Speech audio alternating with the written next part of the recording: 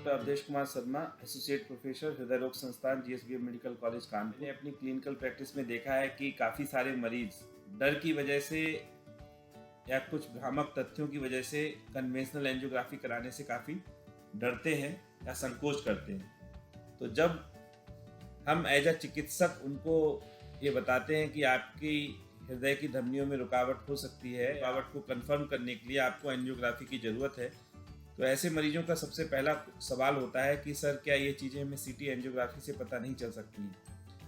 तो इसीलिए मैं आज सीटी एंजियोग्राफी के विषय में कुछ तथ्य बताना चाहूँगा और इसकी लिमिटेशंस क्या हैं, इसके फ़ायदे क्या हैं और कब हमें सीटी एंजियोग्राफी कराना चाहिए।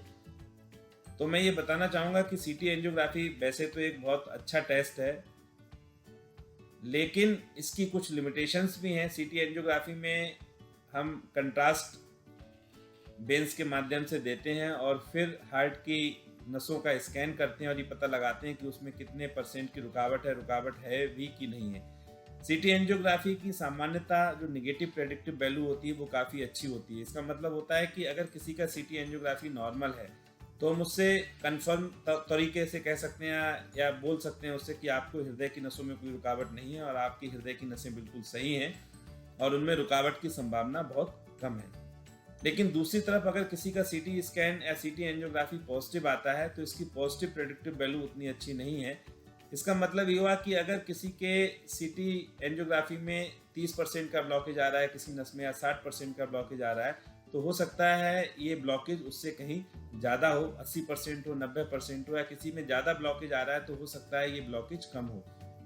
तो जो गंभीरता है रोग की, उसकी सीवियरिटी जो है उसका सटीक अंदाजा या सही अंदाजा सीटी एंजियोग्राफी से नहीं लग पाता। हाँ, इतना जरूर पता चल जाता है कि अगर किसी का सीटी एंजियोग्राफी पॉजिटिव है, ब्लॉकेज आ रहा है, तो ये तो क्लियर हो जाता है कि इस पेशेंट को हार्ट की बीमारी है, इसमें ब्लॉकेज है। लेकिन कितना है और इसकी क्या गंभीरता है और आगे हमें इसका क्या इलाज करना है, ये सीटी एंजियोग्राफी से क्लियर नहीं हो पाता है। तो सीटी एंजियोग्राफी ज़्यादातर उन्हीं पेशेंट में करते हैं जो कि लो रिस्क या इंटरमीडिएट रिस्क कैटेगरी के पेशेंट्स होते हैं, जिनमें कि कुछ जांचें पॉजिटिव होती हैं और कुछ जांचें नेगेटिव होती हैं, जिसमें कि एक दुविधा की स्थिति होती है कि इसमें हार्ट की डिजीज़ है कि नहीं है। तो ऐसी कंडीशंस में हम सीटी एंजियोग्राफी को तरजीह देते हैं। लेकिन अगर किसी पेशेंट में हमारा क्लिनिकल सस्पिशन बहुत स्ट्रांग है कि इसको हार्ट की डिजीज है, कि अगर पेशेंट को कई मल्टीपल रिस्क फैक्टर्स हैं, डायबिटीज़ है, ब्लड प्रेशर है, उसको स्मोकिंग भी उसको कर रहा है, फैमिली हिस्ट्री भी है और उसको ईसीजी में चेंजेज आ रहे हैं, ईको में भी चेंजेज आ रहे हैं या टीएमटी पॉजिटिव है, तो ऐसे पेशेंट्स में हमें पहले से ये चीज़ क्लियर होती है कि इसको हार्ट की डिजीज है। बस हमें उसके कितने रुकावट है हार्ट की नसों में और उसमें आगे क्या करना है ये देखना है। तो ऐसे में हमें कन्वेंशनल एंजियोग्राफी करना चाहिए। अगर रुकावट 70% से ज़्यादा है तो उसको ठीक करने का प्रयास करना चाहिए मरीज को बताने के बाद। तो ऐसे केसेस में सीटी एंजियोग्राफी उतनी कारगर नहीं है। और दूसरी तरफ अगर कोई मरीज है, यंग एज का है, ना डायबिटीज़ है उसको, ना ब्लड प्रेशर है, ना स्मोकिंग की उसकी हिस्ट्री है और ईसीजी उसका नॉर्मल है, टीएमटी में माइल्ड या हल्के से चेंजेस आ रहे हैं और वो पेशेंट पूरी तरीके से कंफर्म करना चाहता है कि सर हमें हार्ट की डिजीज़ है, कि हमारे हार्ट की नसों में ब्लॉकेज है कि नहीं है, तो ऐसे लो रिस्क और इंटरमीडिएट रिस्क कैटेगरी ग्रुप में सीटी एंजियोग्राफी कारगर है।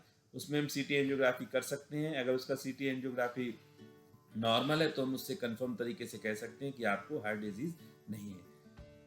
और रही बात सेफ्टी की, जो पेशेंटों में डर रहता है, तो कन्वेंशनल एंजियोग्राफी आजकल बिल्कुल पूरी तरीके से सेफ है। इसमें कोई बहुत ज़्यादा खतरा नहीं रहता है। जैसा कि मैंने पहले भी बताया कि इसमें जो कॉम्प्लिकेशन रेट है वो 0.1% है। मतलब 1000 मरीजों में किसी एक पेशेंट को कोई कॉम्प्लिकेशन हल्का फुल्का होता है। ज़्यादातर केसेस में ये बिल्कुल सेफ है। और सीटी एंजियोग्राफी में एज सच कोई बहुत ज़्यादा कॉम्प्लिकेशंस नहीं है। बस अगर किसी पेशेंट को कंट्रास्ट एजेंट या डाई से एलर्जी है तो ऐसे पेशेंटों को सीटी एंजियोग्राफी कराने की सलाह नहीं दी जाती है। नहीं तो ज़्यादातर पेशेंटों में सीटी एंजियो आप जो है बिल्कुल निसंकोच होकर बेफिक्र जो है करा सकते हैं। अच्छा, दूसरी चीज़ जो सीटी एंजियोग्राफी से हमें पता चलती है वो है कैल्शियम स्कोर।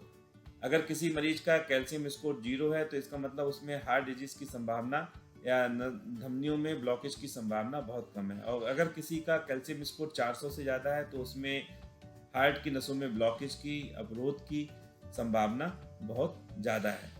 तो सीटी एंजियोग्राफी और कन्वेंशनल एंजियोग्राफी दोनों के अपने अपने इंडिकेशंस हैं, अपने अपने फ़ायदे हैं और कब करनी चाहिए उसके अलग अलग तरीके हैं।